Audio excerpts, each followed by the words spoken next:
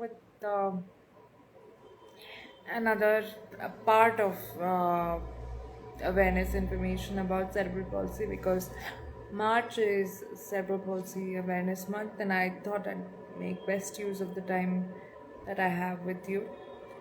So today, like yesterday, we discussed about what CP is and how it happens, and um, so today I thought we'd talk about um,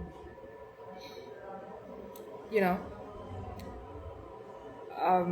what it need not always look like. So popular TV and cinema always shows people with CP have a cognitive inability as well, but that may not always be true. People with a healthy cognitive ability uh, can be taught and employed as well. So it's not always that somebody is you stuck to the wheelchair and is incapable of socializing altogether.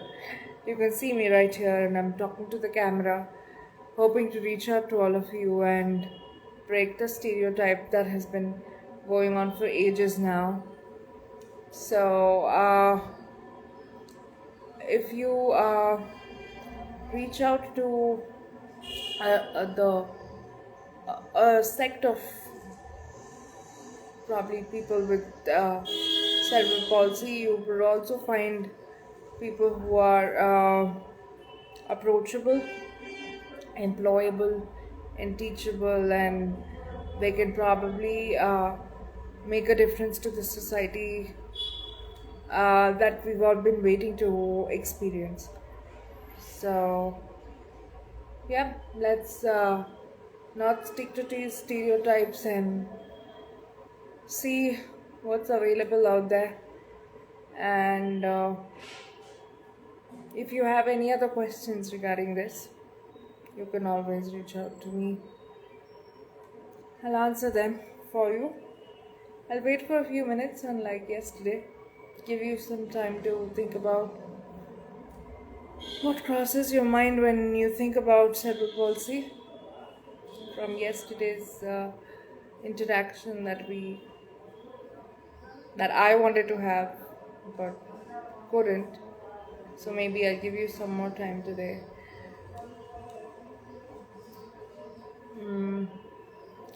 So yeah, meanwhile I'll also tell you that cerebral palsy can present itself with some speech delays as well, but that does not mean that the person is not trainable for improvement of speech.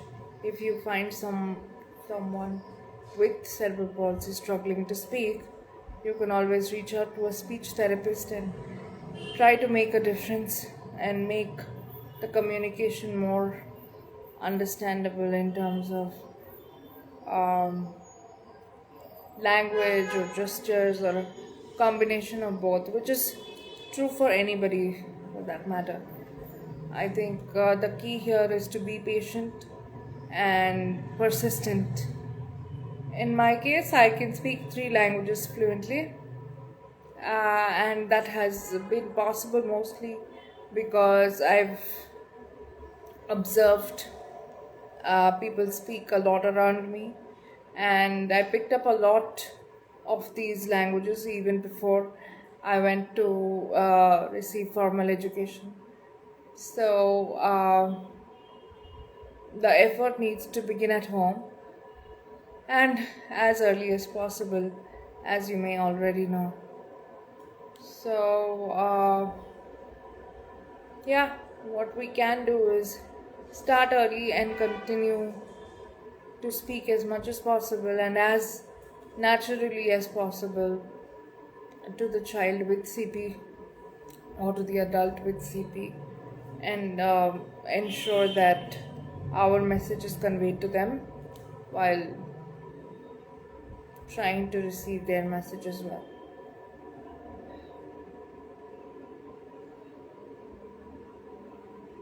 Am I still speaking to the camera today, or do we have somebody?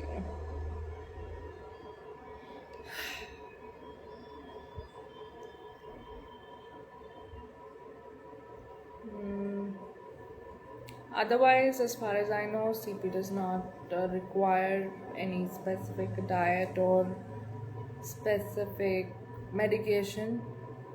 At least I did not need any tweaking of food to be as I am today. Luckily, I've been able to eat whatever I need to, whatever I like, and a little more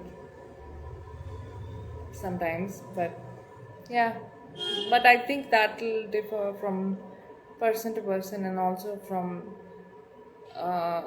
differ with the severity that comes in cerebral palsy. People may be allergic to stuff, so I think a doctor will be a better person to speak about this.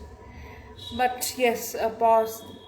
It is completely possible to have a normal diet and a normal life despite cerebral palsy.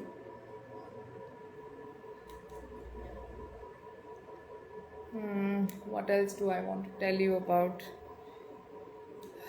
this? Come on, guys. I'm not able to think of questions. Please help me. Think of something.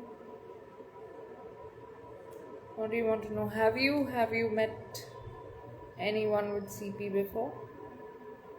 And what was your experience if you have? Were they conversative?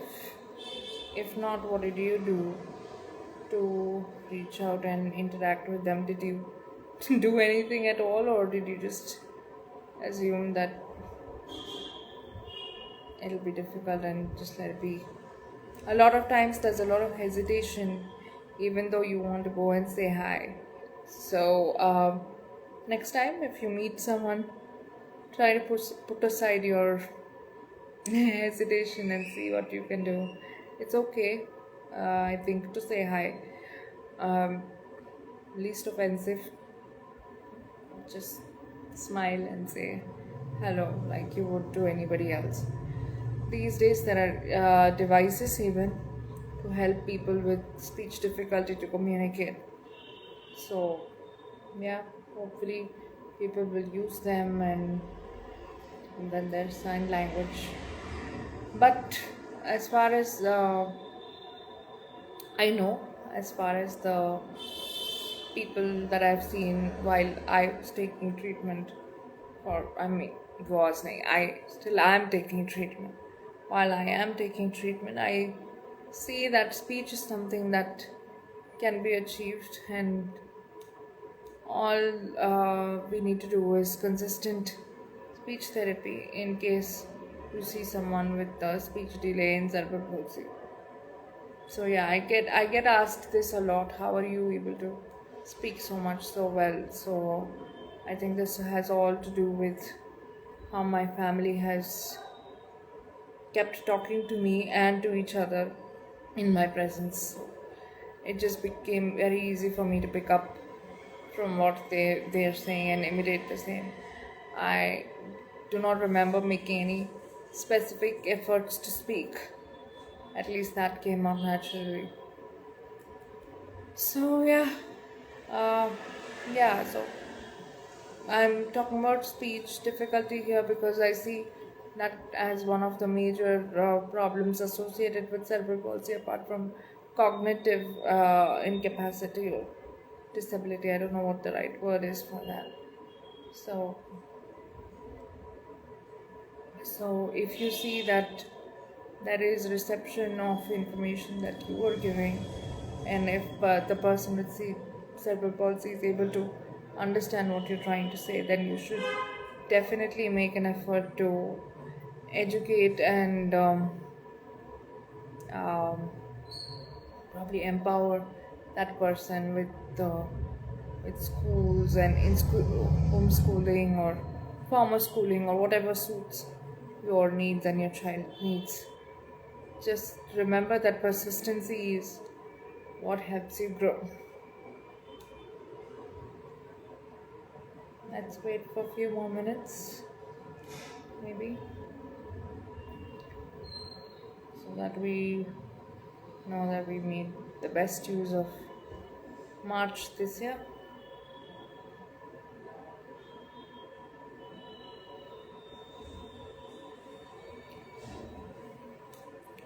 So yeah, I am getting a cold. So bye guys. I guess that will be it.